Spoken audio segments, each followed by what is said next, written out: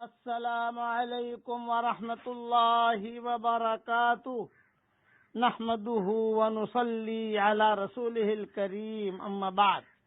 آج کا سبق سن لیجئے۔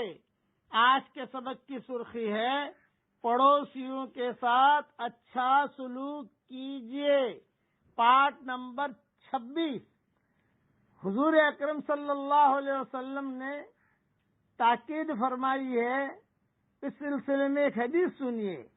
حضرت ابو ذر غفاری رضی اللہ تعالیٰ عنہ کی روایت ہے، وہ فرماتے ہیں کہ حضرت محمد صلی اللہ علیہ وسلم نے تاکید فرمائی ہے کہ اے ابو ذر، جب تم شوربے والا سالن پکاؤ تو پانی زیادہ ڈالو تاکہ زیادہ سالن ہو، تو اپنے پڑوسیوں تک بھی وہ سالن پہنچا سکو۔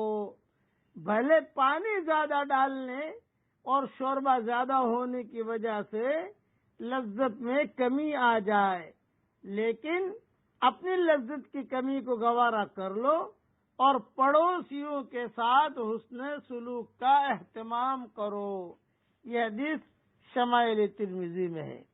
اس حضور اکرم صلی اللہ علیہ وسلم کے سامنے سالن جب لایا جاتا تو ان حضرات کے وہاں شوربہ زیادہ ہوتا تھا، صحابہ کے یہاں ہمارے طرح گاڑھے گاڑھے سالن نہیں ہوتے تھے، اور حضور صلی اللہ علیہ وسلم کو کدو جو ہے بہت پسند تھا۔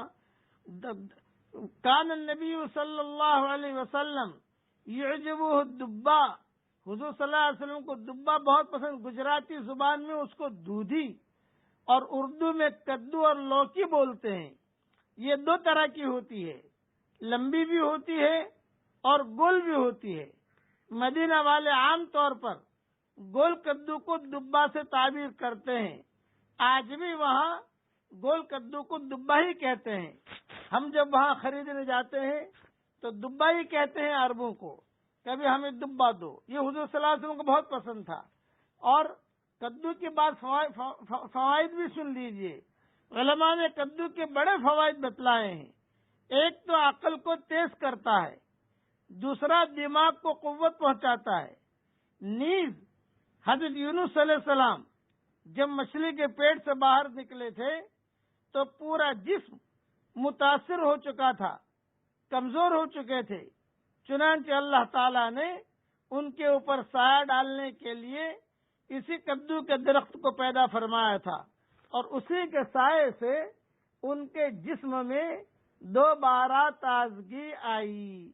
یہ ساری چیزیں تفصیل میں نے بیان کر دی۔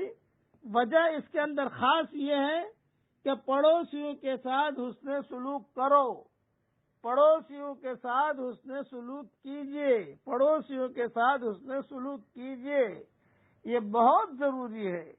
اب پڑھ لیجئے میرے ساتھ، لا الہ الا اللہ الحلیم الکریم، لا الہ الا اللہ رب العرش العظیم، الحمد للہ رب العالمین۔ الگ الگ جملے حدیثوں کے اندر آتے ہیں، بس آپ کا کام تو ہے صرف پڑھ لینا۔ اس کے فضائل میں کئی مرتبہ بیان کر چکا ہوں، اور انشاءاللہ فائدہ ہی فائدہ ہے۔ اللہ تعالی ہم سب سے راضی ہو جائے اور ہم سب کو پڑوسیوں کے ساتھ اچھا سلوک کرنے کی اللہ ہم سب کو توفیق عطا فرمائے۔ آمین۔ وآخر دعوانا ان الحمد للہ رب العالمین۔